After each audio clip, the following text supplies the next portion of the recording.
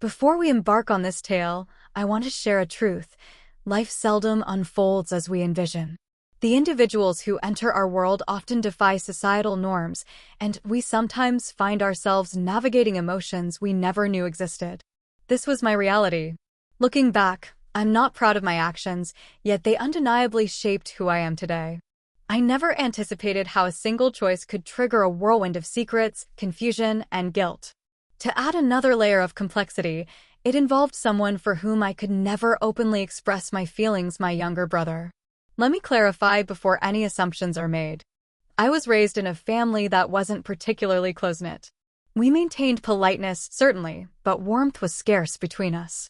Ethan, my brother, was 5 years my junior, and for much of our lives, we lived in entirely separate spheres. While I was immersed in the challenges of high school, he was delighting in animated cartoons. As I ventured off to college, Ethan was just beginning to navigate the awkward stages of his teenage years.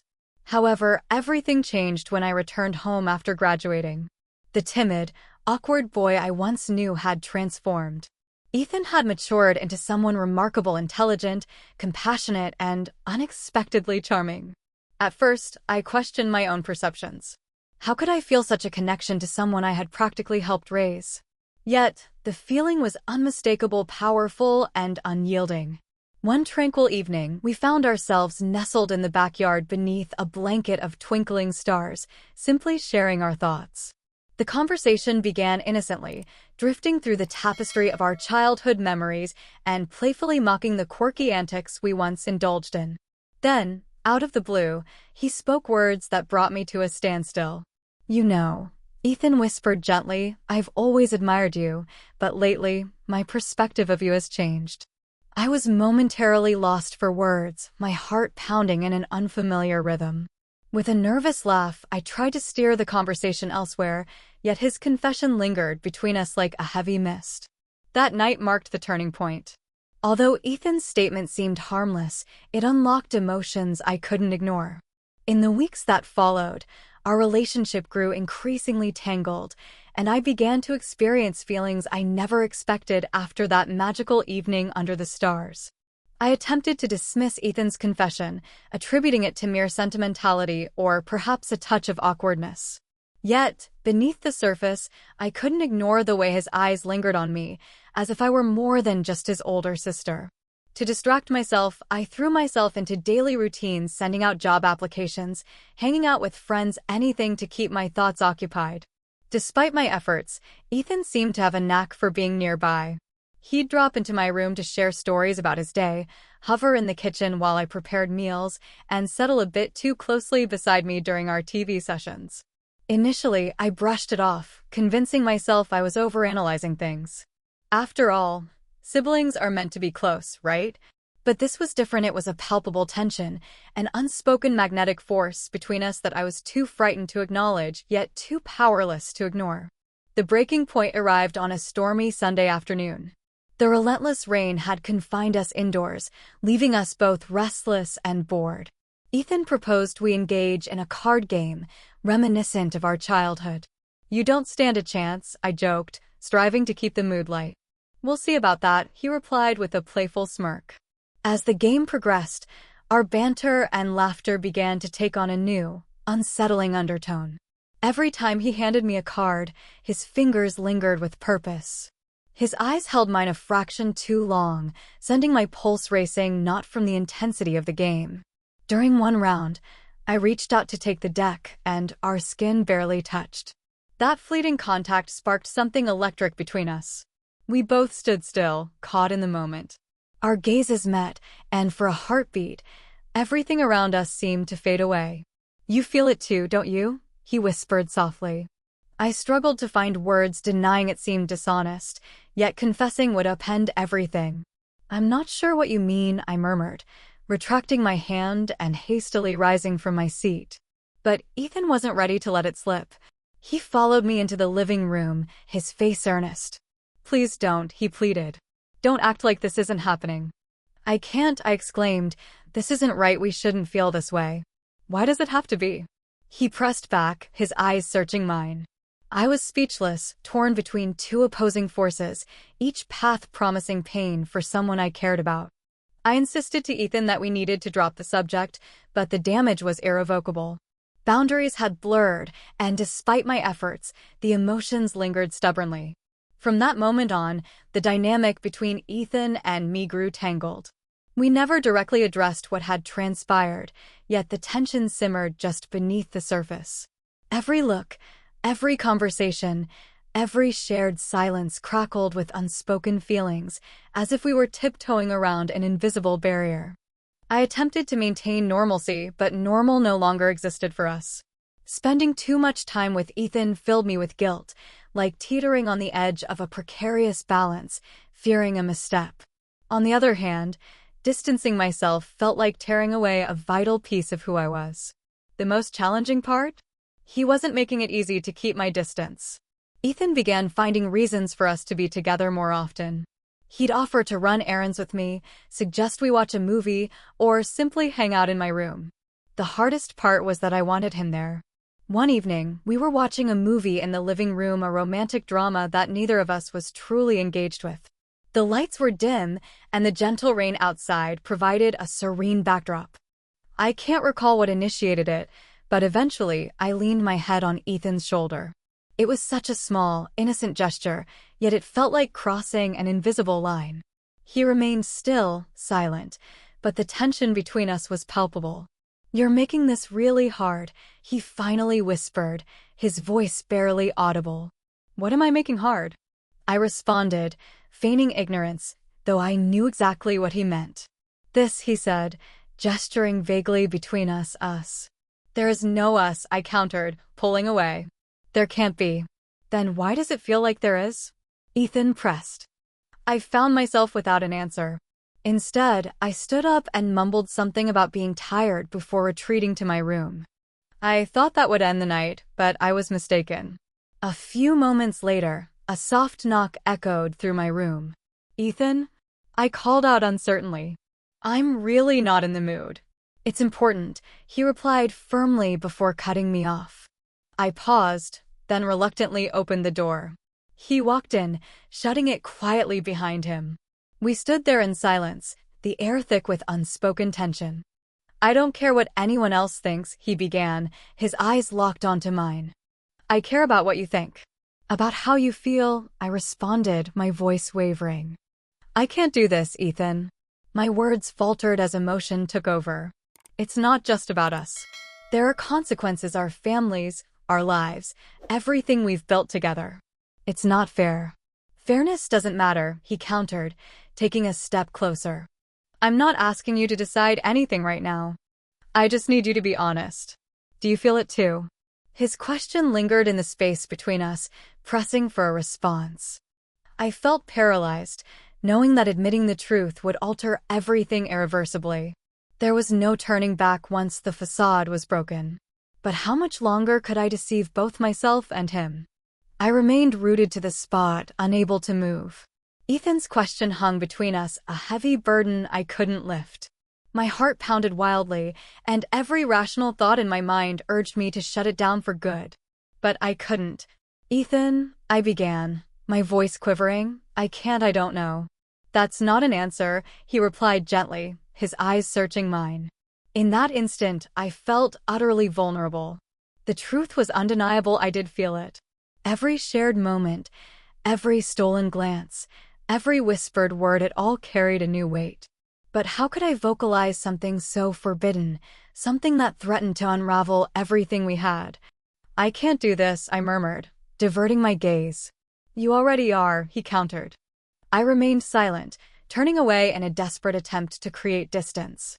Yet, even as I moved, he stepped closer, bridging the space between us. "Please," he implored, his voice cracking, "just be honest with me. I need to know. I'm not losing my mind." I longed to refute him, to declare that he was mistaken, that this was all a figment of his imagination, but the words were stuck.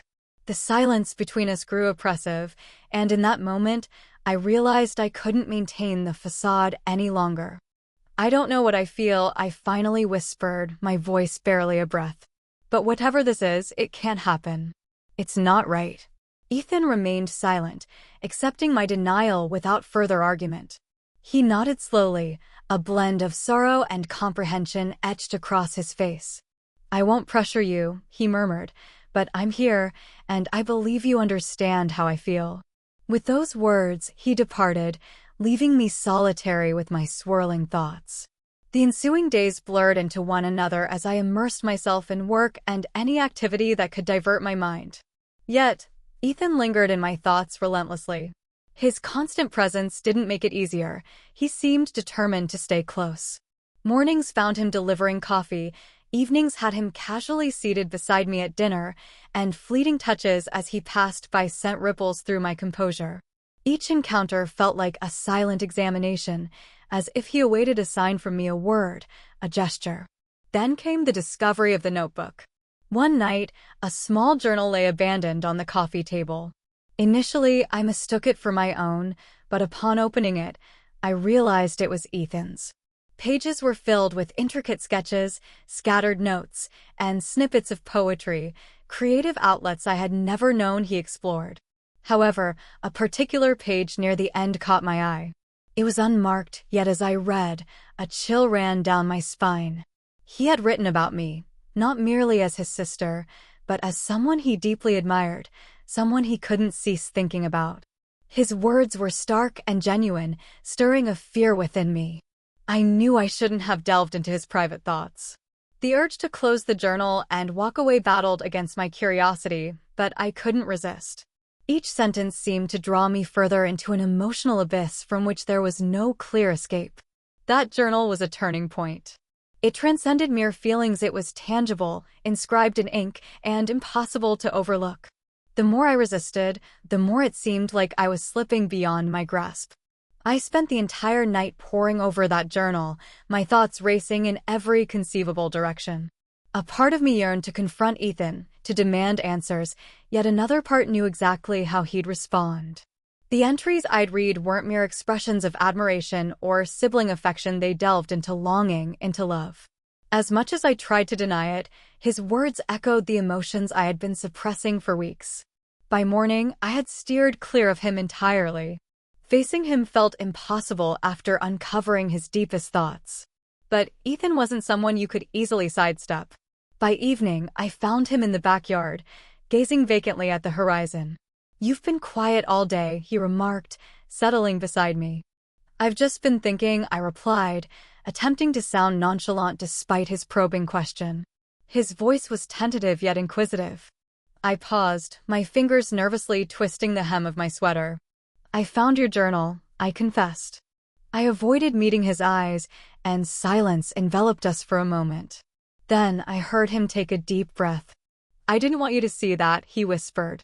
"I know," I responded, "but I did, and now I'm lost."